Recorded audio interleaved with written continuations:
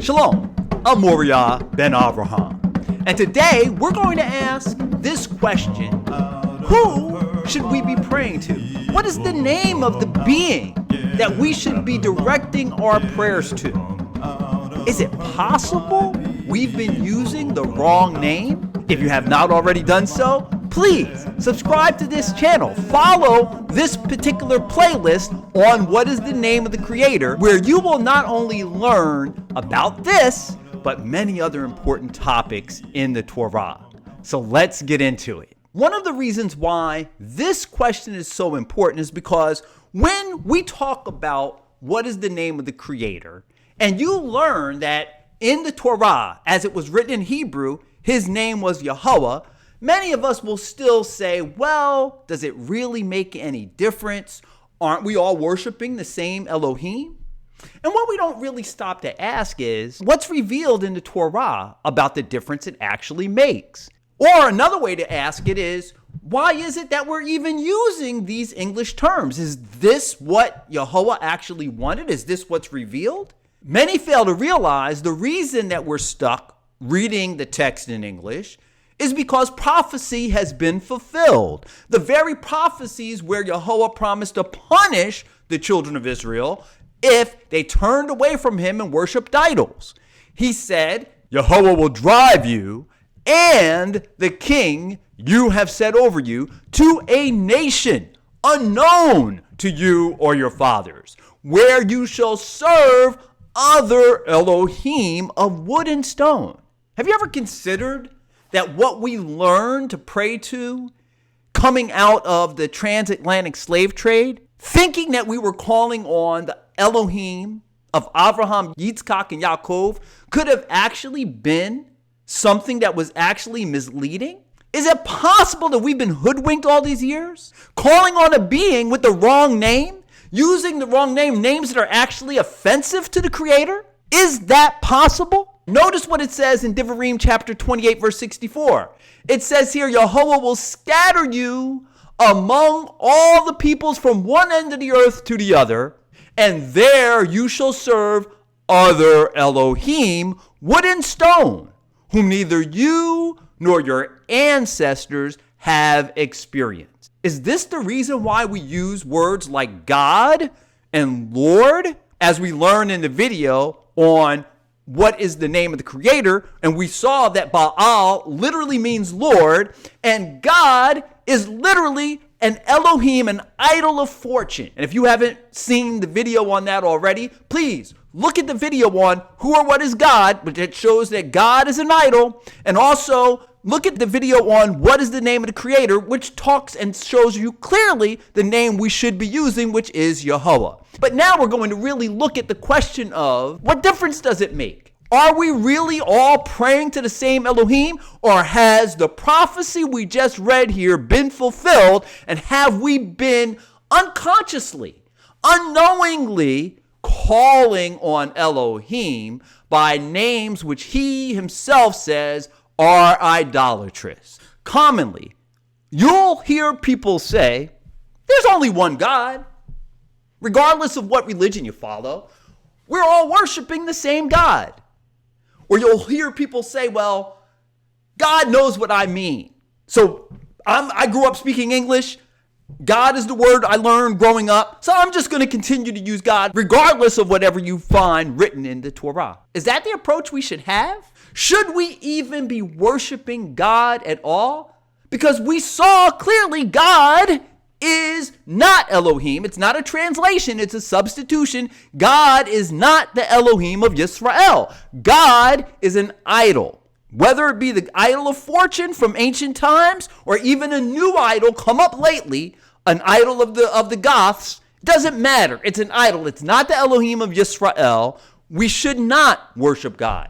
And everyone is not worshiping the same being.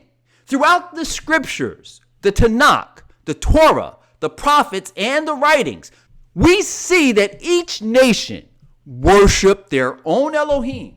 All nations weren't worshiping the Elohim of Abraham, Yitzchak, and Yaakov. No, he wasn't even revealed to them. What the heathen, what the non-Israelite nation worshiped, we should consider as false Elohim we should consider as idols.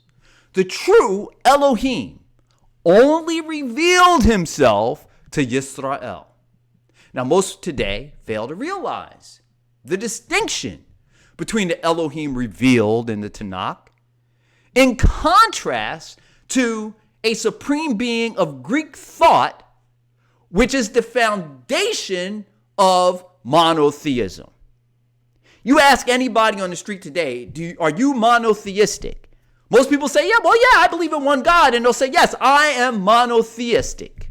But do you realize that when you say you're a monotheist, that means you believe in one theos, and theos is a Greek Elohim. Do you believe in the Greek concept of Elohim? Or are you trying to worship the Elohim of Abraham, Yitzchak, and Yaakov? Because they are not the same thing. I don't believe in any theos. Theos is an idol to me. I am not in agreement or in alignment with, I don't subscribe to monotheism. I'm not worshiping one theos. I'm not worshiping any theos. I worship Yehovah, who is our Elohim, the Elohim of Israel, and Yehovah only, no other. You may be saying to yourself, I hear what you're saying, but what's the difference? Oh, there are big differences.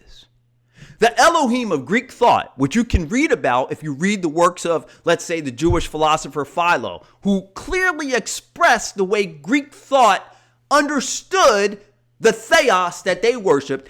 The theos, the Elohim, the idol they worshiped is supranatural. That means he's beyond everything that we can imagine in nature. He's beyond that. He can't really interact with it. The Elohim of Abraham, Yitzchak, and Yaakov, though, is not transcendent in that sense. He's not supranatural. He actually descended from heaven on Mount Sinai. We read about that in Shemoth chapter 19, Shemoth chapter 20, all the way through chapter 23, the end of chapter 23, and even in chapter 24. We're going to look briefly at what we see in chapter 24, where it says that Yehovah, the Elohim of Israel, literally descended on Mount Sinai, and he was seen by 70 elders along with Moshe, Nadav, Aharon, and Avihu. They sat down with him. They ate a meal with Yehovah, the Elohim of Israel. They saw his shape, his form. Yehovah said he made man in his image. When he formed man, Yehovah has an image. Yehovah has a body. But according to Greek thought, the Elohim that they worship has no body, no form. The Elohim of Greek thought can't move because he's already everywhere. He can't move from point A to point B in this universe. He can't descend from heaven and come down on the mountain because he's extended everywhere. He's fully extended in the whole universe. The Elohim of Greek thought can never say, like the Elohim of Abraham did, and says, now I know that you fear me because you did not withhold your only son. No, the Elohim of Greek thought can't say that. He can't learn something. He knows everything already. But the Elohim of Torah, the Elohim of Abraham, the Elohim of Yitzchak, and the Elohim of Yaakov, he said, now I know. He learns. He moves. He can actually come down and meet with, as he did, Moshe and talk to him face to face. That is very different than the Elohim of Greek thought. The Elohim of Israel is distinct from anything worshipped by the Greeks and should not be defined in terms of Greek thought. The followers of Abraham, Yitzchak, and Yaakov cannot be described as monotheistic, believing in one theos, the Greek concept of Elohim. If we are following Abraham, we must reject the belief in any theos. Just like Moshe summarized in Devarim chapter 4, verse 35, when he said, it has been clearly demonstrated to you that Yehovah alone is Elohim. There is none beside him. Let me read that also for you in Hebrew. Ata horeta lada'ath ki Yehovah hu ha'Elohim. Ein od mi levado. There's none beside him. Yehovah, Hu Ha Elohim. He is the Elohim. He's the only Elohim for Yisrael. This means Yisrael is charged to only worship Yehovah as their Elohim. Not a general idea of Elohim, but Yehovah specifically as their Elohim. The Elohim of the Greeks, the Elohim of the other nations of the world cannot be substituted for Yehovah, our Elohim. We cannot pray to Theos and believe in our hearts we're praying to the Elohim that Abraham prayed to, the Elohim that Moshe prayed to. You can't bow down and call on Theos and think you're worshiping Yehovah. It's not the same thing. If we're praying to Theos, if we're praying to any other being than Elohim, Yehovah, our Elohim, we are bowing down and calling on idols. You see, the other nations, they have not known the Elohim of Israel. And they're not calling on the Elohim of Israel, the Elohim of Abraham, Yitzchak, and Yaakov. That's why Eli Yahoo summed it up this way in Eli Yahoo chapter 10, verse 25, where he said, pour out your wrath on the nations who do not know you, and on the tribes or the families who do not call on your name. For they have eaten up Yaakov and devoured him and consumed him and laid waste his home. The nations, that is the Goyim, the non-Israelite peoples, they don't know Yehovah. They're not calling on him. But we now, who are the children of Yisrael, and all those who fear the Elohim of Abraham, Yitzchak, and Yaakov, we need to turn back to the truth as revealed in Torah, as revealed in these texts, these sacred texts, these texts that we would call Kodesh. We need to turn back, and we need to now put away from us the idolatry, put away from us the calling on him with false names, and begin to call on him as he revealed himself. Let's call on him as he's been revealed. Call him Yehovah, because Yehovah is the Shem, that's the name of the Elohim of Abraham, Yitzchak, and Yaakov. The prophet Amos, in English they normally say Amos, the prophet Amos, he added to this thought. We read of this in Amos chapter 3, verse 2. He says, you only have I known of all families of the earth.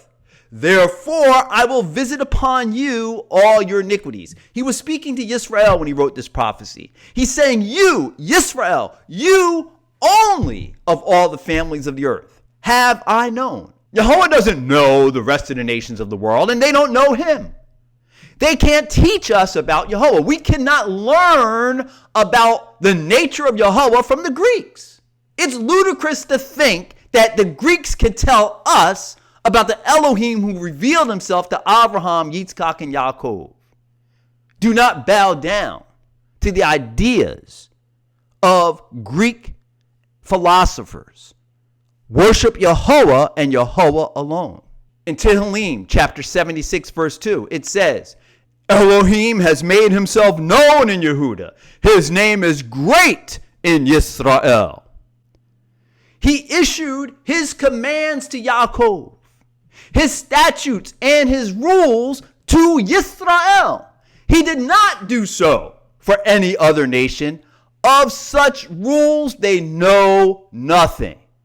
There's nothing that we can learn about worshiping Yehovah, our Elohim, from Greek philosophers or from the worship of any of the other false Elohim that are worshiped by the non-Israelite nations. We need to learn about the Elohim, the true Elohim, through how he revealed himself in the Torah written for us by Moshe.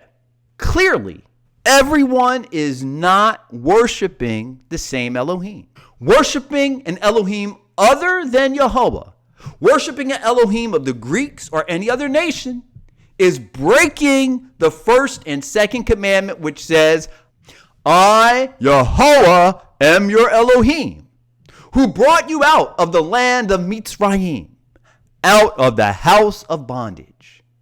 You shall have no other Elohim besides me. Because Israel started worshiping idols and turned away from Yahweh and began to worship the Elohim of the nations around them, Yahweh sent the prophet Eli Yahoo. In English, many people think of him as Elijah, but the Hebrew way of saying his name is Eli Yahoo. We're going to talk about why that's so important. But Yahweh sent this prophet Eli Yahoo to make clear to Israel which Elohim was the true Elohim worthy of worship. Now let's pause for 1 second and notice that the prophet's Shem, his name, spoke to the very mission as a prophet he was to perform. His name, Eli Yahoo, breaks down to being my El. Eli means my El. And we know El is the shorter way of saying Elohim. And we know that Elohim means the strong authority. So my strong authority, Eli, my strong authority, the one I bow down to, the one I worship, is Yah. And Yah is the short way, in fact, even the parent root of Yahweh. It means the one who makes revealed, makes exist, makes beheld. And so Eli Yahoo is simply saying, it's a name that literally says, that speaks to us and says that the true Elohim, my El, the prophet was saying, is Yah. My El is Yah. My El is Yahweh. Yahweh is my El. That's what that name actually means. And that was the main mission that Eli Yahoo performed for Israel. He pointed out, he turned them, helped them to see who is the true Elohim. Let's see how he did that. To prove to Israel that they were worshiping idols, they were calling on Baal. They were calling on the Lord. They were worshiping idols, the idols of the nations around them. We know one of the idols around them was God. They were worshiping God, the Lord God, instead of Yahweh, their Elohim. Now, to prove Israel was worshiping idols instead of the true Elohim, Eli Yahoo first stopped the rain for 3.5 years. That got everybody's attention. Then he confronted the king of Israel and had him gather all the people of the nation at the foot of this mountain called Mount Carmel, Har Carmel. It's in the northern part of Israel, where he was going to have a showdown with the 450 prophets of Baal. That's 450 prophets of the Lord and 400 prophets of the Asherah, the female counterpart. Eli Yahoo approached all the people and said, how long will you keep hopping between two opinions? If Yahweh is Elohim, follow him. And if Baal, follow him. But the people answered not a word. To prove which Elohim was true, Eli Yahoo suggested they offer a sacrifice to their respective Elohim. He said, okay, you will then invoke your Elohim by name, and I will invoke Yahweh by name. And let's agree, the Elohim who responds by fire, that one is Elohim. And all the people said, very good. Yeah, that'll work. Whoever answers by fire, then we're going to know who the true Elohim is. The prophets Baal, they went first.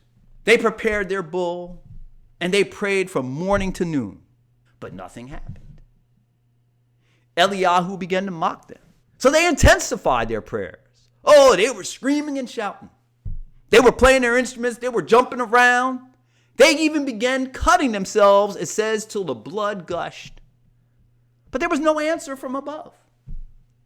Their prayers, no matter how sincere they were simply to the wrong Elohim. Do you get the point? I know there are some people saying, well, I'm sincere in my prayer. But if you're praying to the wrong Elohim, does that matter? You're still praying to the wrong one. Just like the prophets of Baal were. Just like these 450 prophets were of Baal and the 400 prophets of Ashtaroth. They were genuine. They were jumping. They were shouting. They were screaming. They were sincere. But no matter how much energy and effort they put into it, They were simply sincerely wrong. And they were worshiping the wrong Elohim. When it was time to present the minkah, the meal offering, the prophet Eli Yahoo came forward and said, Yehovah, Elohim of Abraham, Yitzchak, and Yisrael. Let it be known today that you are Elohim in Yisrael, and that I am your servant, and that I have done all these things at your bidding. Answer me, Yehovah. Answer me, that this people may know that you, Yehovah, are Elohim, and you have turned their hearts backward. That's the prayer of Eli Yahoo. Help these people know that you, Yehovah, not a general Elohim, not, we can call him Baal if we want, and he'll hear us still. No, you can't call him Baal. There's a distinction between Baal and Yehovah. He said, let them know that you, Yehovah, are Elohim. What happened? Then fire from Yehovah descended and consumed the offering of ascension, the wood, the stones, the earth, and it licked up the water that was in the trench. And when they saw this, all the people flung themselves on their faces and cried out, Yehovah, Hu ha-Elohim, Yehovah, Hu ha-Elohim. In translation, in English, that's similar to saying, Yehovah alone is Elohim, as it's translated here. Yehovah alone is Elohim. Eli Yahoo proved to the nation of Israel who the true Elohim is, and upon whom Yisrael should call. He turned their hearts back to the one and only true Elohim, Yehovah. Yehovah, Hu ha-Elohim. This is the only Elohim upon whom we should call. This is the only Elohim to whom we should pray. If you enjoyed this video, please share this with your friends. We need to help our brothers and sisters turn back. Just like Eli Yahoo did, he helped Israel turn back to worshiping the true Elohim. He helped them put away their idols. We need to help our brothers and sisters to stop calling on the idols that we were taught by our slave masters, by our oppressors, by those who enslaved us, by those who colonized us. And we need to turn back to the Elohim of Abraham, Yitzchak, and Yaakov, the Elohim of Israel, whose name is Yehovah. Shalom, shalom.